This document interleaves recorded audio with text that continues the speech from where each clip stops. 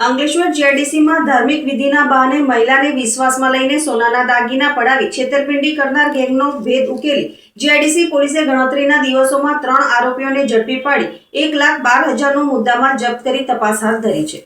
Ankleshwar GIDC વિસ્તારમાં ગત તારીખ 22 જૂન 2026ના રોજ બપોરના અરસામાં ફૂલનો વ્યવસાય કરતી એક મહિલાને અજાણ્યો પુરુષ અને મહિલા મળ્યા હતા।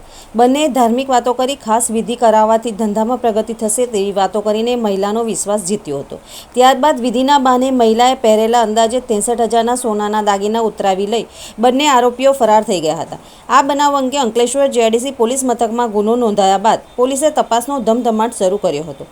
તપાસ દરમિયાન surveillance CCTV footage human sources અને ટેકનિકલ સર્વેલન્સના આધારે આરોપીઓની ઓળખ કરવામાં આવી હતી। મળેલી બાતમીના આધારે બાલાસિનોર ખાતે દરોડા પાડી મહારાષ્ટ્ર માલેગાંવના વસીમ ગુલામશા શેખ, સલમા ઇકબાલ શેખ તથા બાલાસિનોરના દાગીના ખરીદનાર સોની દક્ષેશકુમાર મહેન્દ્રભાઈ શાહની ધરપકડ કરી હતી। ઝડપાયેલા આરોપીઓ પાસેથી સોનાનો દાણો, 2.9 ગ્રામની સોનાની રણી, એક મોબાઈલ ફોન અને એક મોટરસાઇકલ મળી કુલ ₹1,12,000નો મુદ્દામાલ કબજે કરવામાં આવ્યો છે। ઝડપાયેલા આરોપીઓ પૈકી વસીમ શેખ વિરુદ્ધ અગાઉ ભરૂચ, દાહોદ અને અંકલેશ્વર અને સલમા શેખ વિરુદ્ધ અલગ અલગ જિલ્લાઓના પોલીસ મથકોમાં કુલ 9 ગુનાઓ નોંધાયા છે, જ્યારે પોલીસે ત્રણેય વિરુદ્ધ કાયદેસરની કાર્યવાહી હાથ ધરી વધુ તપાસ હાથ ધરી છે।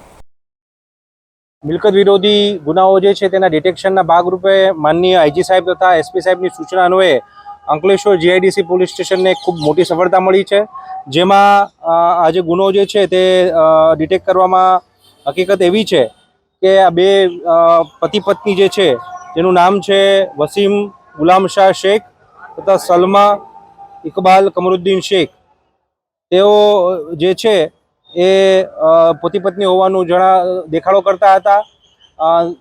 જતા વ્યક્તિને ધાર્મિક વિધિમાં રસ હોય તેવી વ્યક્તિને એપ્રોચ કરી તેમને વાતોમાં ઉલઝાવી, તેમને લલચાવી, ફોસલાવીને તેમની પાસેથી સોના ચાંદીના દાગીના કે રોકડ જે પણ હોય તે પડાવી લેતા હતા, તેને પોતાની વાતોમાં ફસાવી અને આ રીતનો ગુનો આચરતા હતા।